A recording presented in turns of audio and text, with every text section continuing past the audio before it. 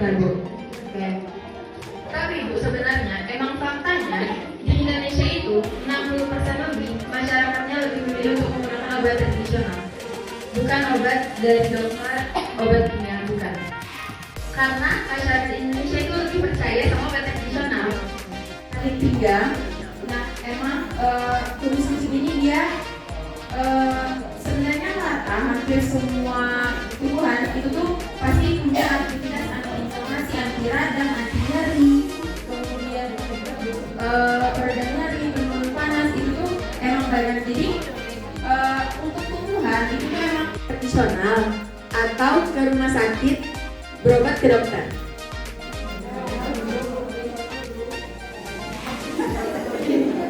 Sesuai aturannya akan adanya cemaran lingkungan baik itu tanah ataupun air maupun udara. Kemudian terkait pendapatan, jika tidak didapatkan dengan lembaga resmi ataupun dengan tenaga kesehatan itu dapat terjadi efek.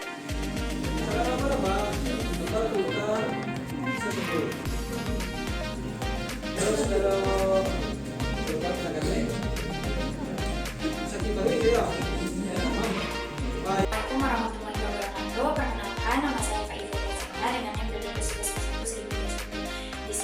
Zila izin mempresentasikan terkait materi yang sudah Zila presentasikan pada saat KKN kemarin. Materi yang Zila kasih adalah edukasi terkait penggunaan obat tradisional, khususnya itu tanaman obat warga. Pada saat presentasi Zila menanyakan apa alasan dari para masyarakat memilih obat tradisional. Alasannya karena masyarakat lebih merasa aman terkait penggunaan obat tradisional itu, dan sudah terjamin karena sudah secara turun-temurun sudah dilakukan dan sudah dikonsumsi oleh masyarakat setempat. Selanjutnya Zila menjelaskan juga terkait penggunaan obat tradisional. Jadi obat tradisional ini merupakan bahan atau ramuan bahan yang berupa bahan tumbuhan atau bahan hewan atau bahan mineral, sediaan galanik atau campuran dari bahan-bahan tersebut, yang mana secara tradisional digunakan untuk pengobatan dan berdasarkan pengalaman. Jadi obat tradisional ini biasanya sudah secara turun-temurun dan sudah berpuluh-puluh tahun atau bahkan ratusan tahun sudah digunakan oleh masyarakat. Next, penggolongan obat tradisional itu ada 3, ada jamu, ada obat herbal terstandar, sama fitofarmaka. Yang mana jamu ini merupakan obat tradisional yang penggunaannya itu belum melakukan uji preklinik maupun uji klinis dan hanya berdasarkan dari data empiris, yaitu data turun-temurun dari nenek moyang. Terus selanjutnya ada obat herbal terstandar yang mana sudah diuji batas preklinik, yaitu pengujian terhadap hewan, dan juga bahan-bahannya sudah standarisasi. Kemudian ada fitofarmaka yang mana sudah teruji ke manusia, yaitu uji klinis dan juga uji preklinik terhadap hewan. Kemudian untuk bahan-bahannya juga sudah distandarisasi. Next, apa itu tanaman obat warga? Yaitu tanaman obat warga yaitu tanaman yang berkhasiat sebagai pengobatan yang biasanya ditanam di pekarangan rumah. Selain fungsinya untuk pengobatan, ini juga bisa untuk memperindah dari perkarangan rumah itu sendiri. Next, contoh-contohnya itu ada jahe merah, kencur, dan kunyit, di mana jahe merah ini biasanya untuk kulit mulas, kemudian meredakan mual, batuk, kemudian kencur juga biasanya untuk batuk, kemudian radang dan muntah. Misalnya kunyit biasanya digunakan untuk radang amandel, asma, dan juga sembelit. Selanjutnya ada kemangi, biasanya digunakan untuk perut kembung, terus muntah, pereda batuk, dan biasanya ini dibuat dalam teh. Banyak sekarang yang sudah beredar teh mint. Terus selanjutnya lengkuas, itu biasanya untuk masuk angin, pegal-pegal, dan radang pada lambung. Terus ada serai, biasanya juga untuk nyeri lambung, gatal-gatal, pegal-pegal. Terus next itu ada daun salam, biasanya untuk obat mah dan juga obat diare. Ada sirih sebagai antiseptik, biasanya untuk ibu-ibu setelah dilahirkan di sana biasanya digunakan untuk kalau misalnya berlebihan, terus nyeri dan juga mah.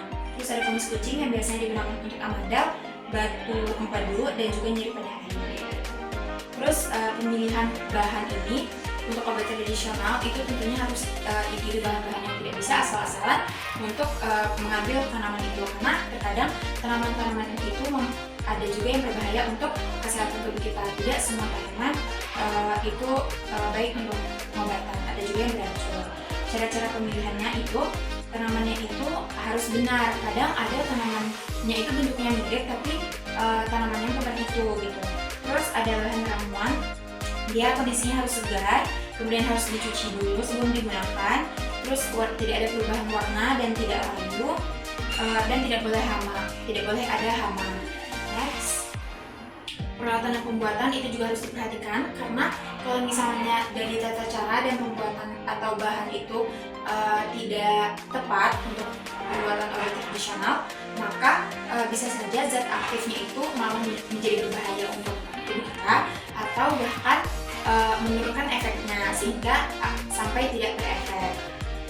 Mungkin bisa digunakan kayak alat dari stainless atau dari bahan kaldu, kemudian diperhatikan apakah bisa menggunakan panas atau tidak bisa menggunakan panas.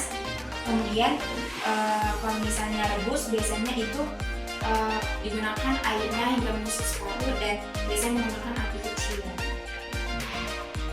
Baik, sekian materi yang saya sampaikan, dan saya juga sudah berdiskusi kemarin kepada ibu-ibu kader bidan dan kader posyandunya itu terkait biasanya masyarakat di sana menggunakan apa, dan sharing-sharing dari kebiasaan ibu-ibu di sana terkait penggunaan obat-obatan yang sudah mereka gunakan, dan sudah saya berikan edukasi terkait kebiasaan dari mereka. Baik, sekian, terima kasih. Wassalamualaikum warahmatullahi wabarakatuh.